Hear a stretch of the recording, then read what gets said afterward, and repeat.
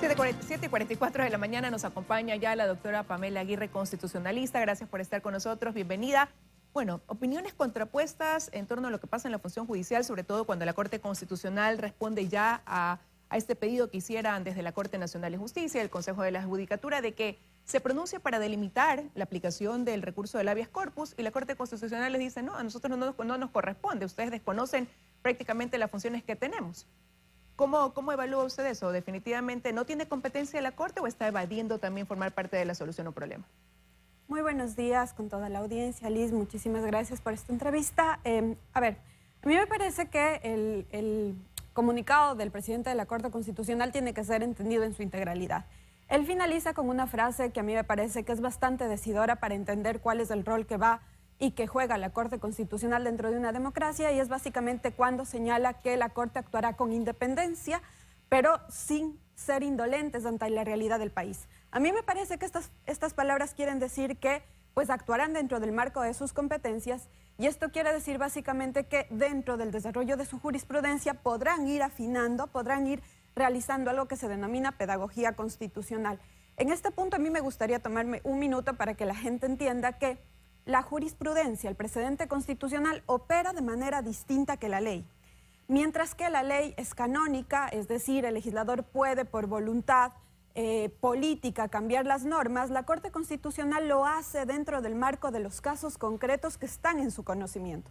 Entonces, el presidente de la Corte Constitucional señala y dice que pues tiene que o debe existir un caso presentado ante la Corte con características idóneas. Esto quiere decir entonces que el momento en el que encuentren un caso con analogía fáctica, pues podrán ir desarrollando esta jurisprudencia que tanto se anhela. Pero y los casos que han llevado a esto, que son como lo que se volvió quizás ese detonante, ¿no? Que tiene que ver con el habeas corpus concedido a Jorge Glas, al líder de los choneros, a este ciudadano holandés, ¿reúnen quizás esas características? Porque la percepción del ciudadano es que la Corte Constitucional dijo, aquí yo no tengo nada que hacer, ustedes desconocen las facultades que tenemos como Corte Constitucional y más bien resuelvan ustedes y capaciten a sus jueces. A ver, la jurisprudencia en tanto fuente de derecho opera sobre analogías fácticas, y una de las grandes deficiencias de la formación jurídica en el Ecuador es que nosotros tratamos de asimilar todo a una norma legislada. Y entonces efectivamente los jueces pues tratan de, o toman en algunas ocasiones, lamentablemente, no todos, dicho sea de paso, lamentablemente toman partes de la sentencia que les conviene descontextualizando el texto del caso. Me parece, insisto, que la pedagogía constitucional sí que puede empezar por parte de la Corte Constitucional a tratar de clarificar sus precedentes, pero esto no quiere decir que sea responsabilidad de la Corte la errónea interpretación que se da sobre sus precedentes, porque sería tanto como decir que cuando existe una mala aplicación de la ley es culpa del legislador. Milton. Doctora, buenos días. Tengo dos preguntas. La primera ya me olvidé, pero mientras me acuerdo voy con la segunda. Es que no se está aplicando bien la jurisprudencia de la sentencia de la Corte Constitucional de marzo de 2021. Es decir, no hay errores en la sentencia, consideran, sino una mala lectura por parte de los jueces y una, obviamente, mala administración de justicia o de resolución de los recursos de habeas corpus en este caso. Esto tiene que ver con habilidades jurídicas, es decir, analogías fácticas. Fíjese usted, en la tradición del common law, en la tradición del derecho de Estados Unidos, mientras que se analizan los hechos de los casos, aquí nosotros tratamos de analizar conceptos en abstracto. Y básicamente ese es el error que se da sobre la aplicación de la jurisprudencia.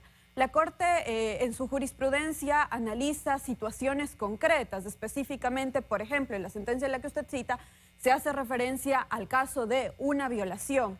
En ese caso, entonces, se hace referencia a que efectivamente podría aplicarse la regla constitucional respecto a otorgar medidas alternativas, pero también la Corte dice siempre que el delito no cause conmoción, es decir, el delito por el cual haya sido sancionado. Entonces, si nosotros analizamos el contexto de los casos, pues los jueces tienen un rol bastante más complejo.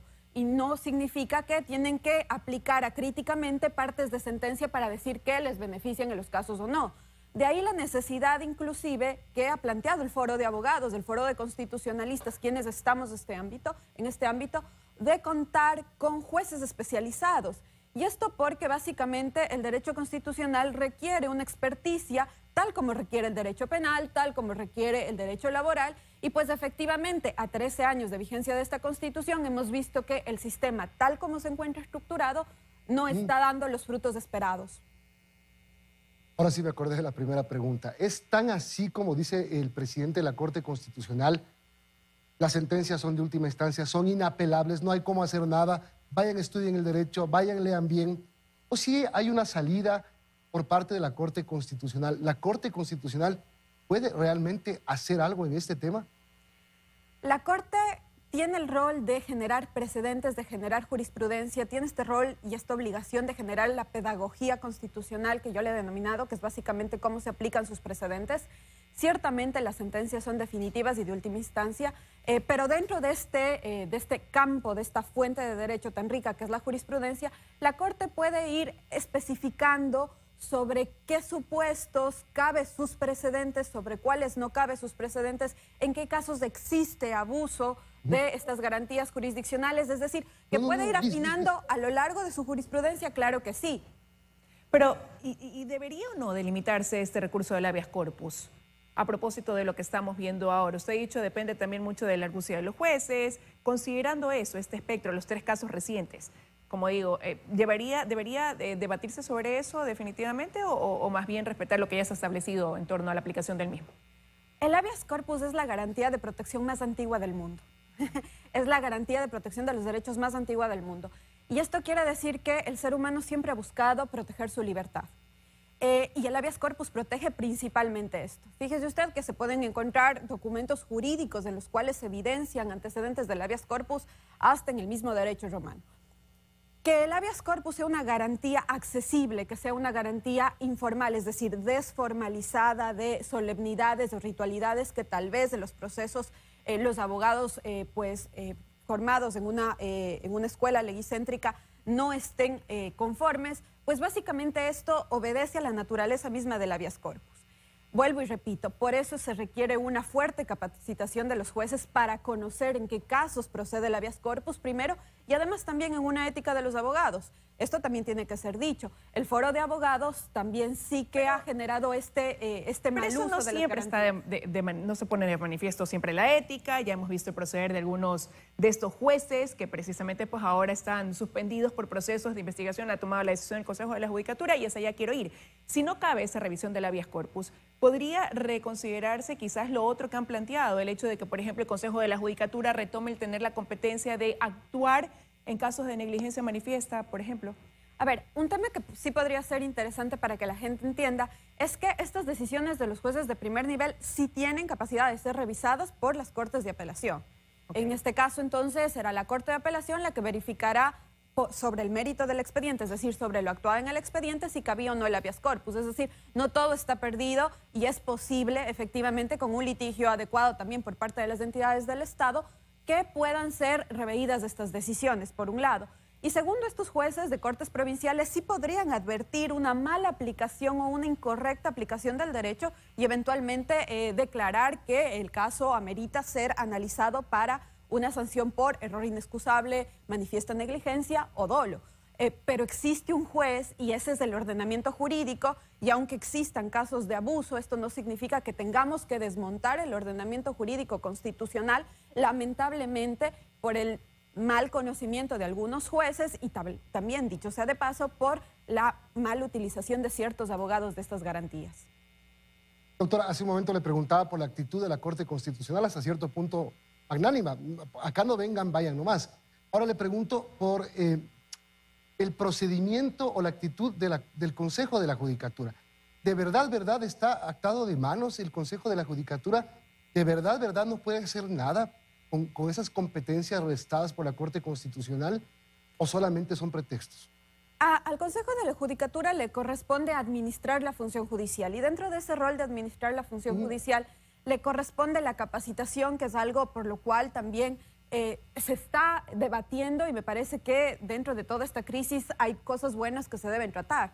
Y esto significa entonces que el Consejo de la Judicatura, a propósito de esta crisis, bien podría solicitar recursos emergentes al Ejecutivo justamente para tener una férrea capacitación, para implementar la especialización de la justicia constitucional. Es decir, dentro de este rol de administrador que la Constitución le otorga, podría, dentro del marco de sus competencias, también ponerse manos a la obra y pues básicamente afrontar el problema del mal entendimiento de las garantías en nuestro país. Claro, y le preguntaba esto porque apenas salió el habeas corpus en favor de Jorge Glass. Esa fue la respuesta del Consejo de la Judicatura, no podemos hacer nada. Pasó lo de Alias Junior, pasa lo de el ciudadano neerlandés liberado por una jueza estando a manos del presidente de la Corte Nacional. Y de pronto, y parecería que por la presión de la opinión pública, más bien, digo parecería, de pronto los 3 jueces en un día fueron sancionados, los 3. Mire, es necesario que el Consejo de la Judicatura realice fuertes procesos de depuración.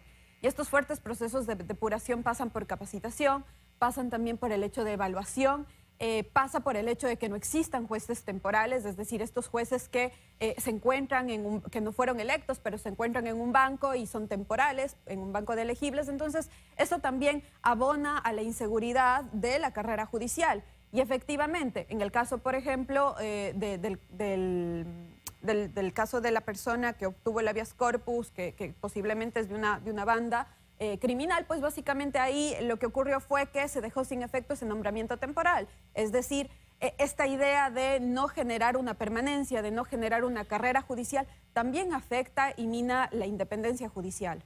Muchísimas gracias, doctora, por haber estado con nosotros. Usted es una palabra importante. Esta crisis, hay una crisis en la función judicial que sea la oportunidad para hacer las correcciones, retomar, analizar y que se encamine una función que está tan mal vista hoy en el país. Muchísimas gracias por haber estado con nosotros.